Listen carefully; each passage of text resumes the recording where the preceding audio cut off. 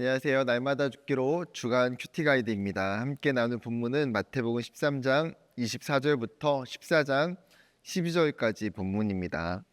우리는 살아가면서 세상을 바라보는 관점이 중요하다는 것을 종종 깨닫게 됩니다. 같은 상황을 바라보면서도 어떤 사람은 부정적으로 생각하게 되기도 하고요. 어떤 사람은 똑같은 상황 속에서 긍정적인 부분들을 발견하기도 합니다. 즉 어떠한 관점을 통해서 바라보느냐에 따라 전혀 다른 결과가 나올 수가 있다는 것이죠. 예수님은 마태복음 13장과 14장에서 하나님의 나라에 대해서 계속해서 말씀해 주고 계십니다. 하나님의 나라가 어떤 곳이고 그 하나님의 나라를 우리가 어떻게 바라보고 이해해야 되는지를 여러 가지 비유를 통해서 가르쳐 주고자 하십니다. 그렇다면 이번 주 한 주간 하나님 나라를 이해하기 위해서 예수님께서 어떠한 비유들을 가지고 말씀을 주시는지 함께 살펴보기를 원합니다.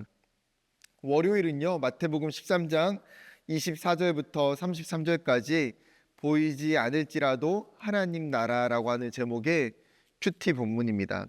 예수님은 먼저 곡식과 가라지 비유를 말씀하시죠. 곡식 가운데에도 알곡이 있지만 가라지도 함께 자라는 것처럼 이 세상에는 하나님을 따르는 알곡도 있지만 사탄이 뿌린 가라지도 있다는 것입니다. 농부는 가라지를 미리 뽑지 않고 알곡이 자랄 때까지 함께 자라게 내버려 둡니다. 이러한 모습 속에서 종종 세상에 하나님의 정의와 하나님의 공의가 이루어지지 않는 것처럼 보일 수 있습니다. 그러나 결국 마지막 날에 하나님께서 모든 것을 심판하신다고 약속하십니다.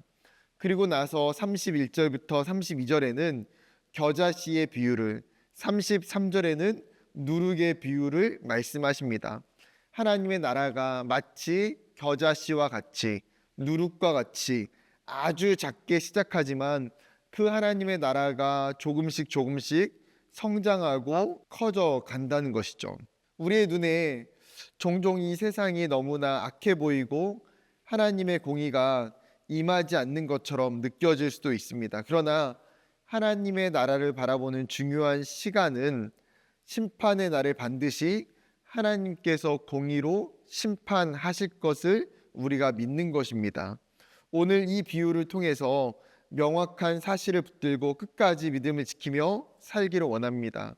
나아가 우리의 삶이 세상 속에서 작은 겨자씨와 같은 존재, 누룩과 같은 존재로 살아가며 그 세상에서 계속해서 성장하고 어떻게 그 영향을 드러낼 수 있을지를 고민하고 결단하는 시간이 되기를 원합니다.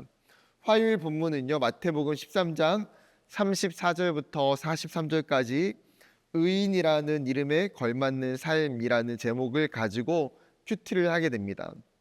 이 본문은요, 바로 전문맥에 있었던 겨자씨, 알곡과 가라지의 비유에 대해서 예수님께서 해석해 주시는 장면을 보게 됩니다. 먼저 좋은 씨는 하나님의 자녀를 이야기하고 가라지는 악한 자의 자녀를 이야기합니다. 그리고 추수 때는 세상이 끝날 심판의 날을 이야기하고 있습니다. 이러한 심판의 때에 천사들이 어떻게 합니까? 악인들을 모아다가 불에 던지게 되고 의인들은 반대로 하나님 나라에서 빛나게 된다고 하나님이 약속해 주고 있습니다. 즉 예수님은 이 비유를 설명을 통해서 심판의 결과가 어떻게 임하게 될지 정확하게 말씀해 주시죠. 그렇다면 우리 자신은 하나님 나라의 알곡인지 내가 가라지인지를 스스로 질문해 봐야 됩니다. 나아가 심판의 때에 내가 알곡 같은 삶을 어떻게 살아낼 수 있을지, 나에게 필요한 믿음이 무엇인지를 적용하는 시간이 되기를 소망합니다. 수요일 본문은요, 마태복음 13장 44절부터 52절까지 천국 비밀을 아는 자라는 제목의 큐티 본문입니다. 수요일은 밭에 감추인 보화와 값진 진주에 관한 비유를 예수님께서 말씀해 주세요. 이러한 비유는 하나님 나라의 가치가 얼마나 귀한지를 우리에게 알려주고자 하심입니다.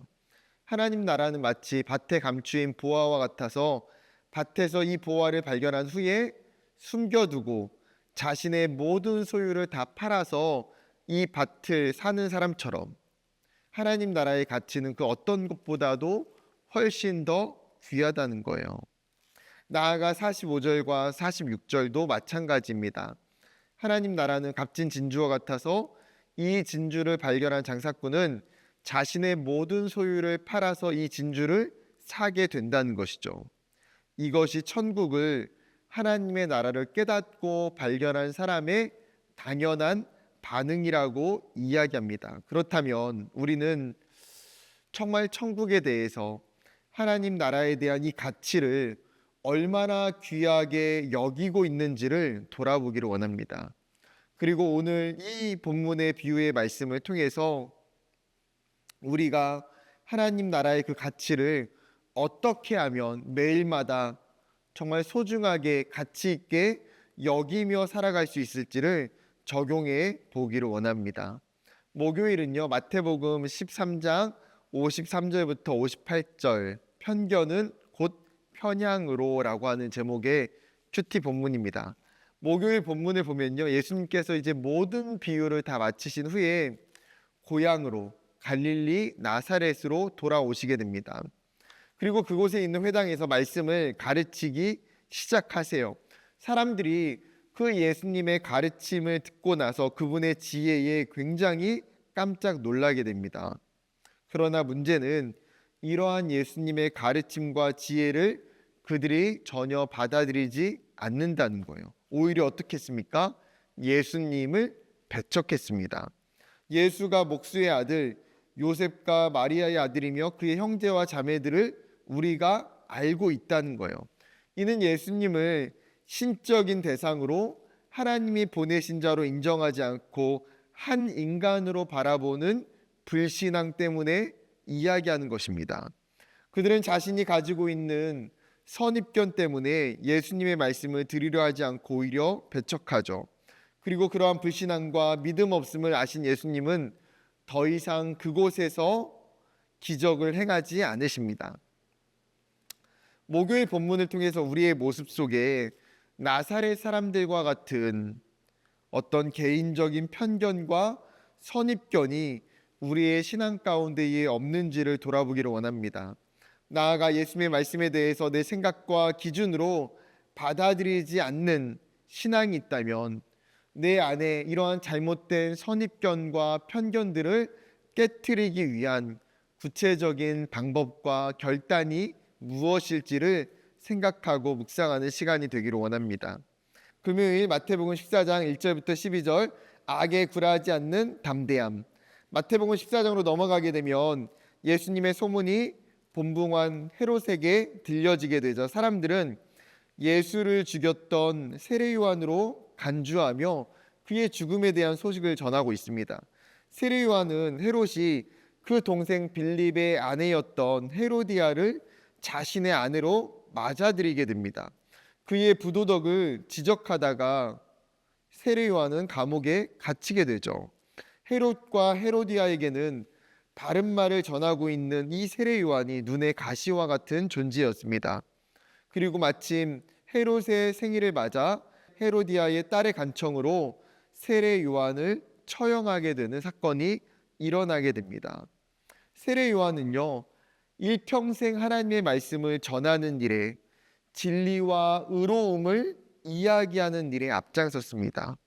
그러나 성경은 우리가 진리를 위해 살아가고 의로움을 구하며 살고자 할 때에 오히려 박해와 고난이 찾아올 수 있음을 가르쳐 주고 있습니다. 우리의 삶에 신앙을 지키기 위해서, 진리에 순종하기 위해서 살아가면서 겪게 되는 고난과 박해가 무엇이 있는지를 이 본문을 묵상하면서 우리의 삶을 돌아보기를 원하고요. 이러한 희생이 무의미한 것이 아니라 하나님이 기뻐하시고 하나님의 영광이 드러나는 삶임을 고백하며 우리 또한 불의한 세상 속에서 믿음으로 살아가기를 결단하는 시간이 되기를 소망합니다. 말씀을 정리하면 이번 한 주간 하나님의 나라를 우리는 깊이 생각해 보는 시간이 될 것 같습니다. 하나님의 나라가 무엇이고 그 하나님의 나라 가운데에 우리는 어떠한 태도를 가지고 살아내야 될까? 성경은 우리가 살아가는 이곳이 분명 하나님의 나라라고 말씀하십니다. 그 하나님의 나라의 참된 가치를 깨닫고 하나님의 나라를 위해서 우리가 살아야 되는 실제적인 삶과 믿음의 행동이 무엇인지를 결단하는 한 주가 되기를 주님의 이름으로 축복합니다. 감사합니다.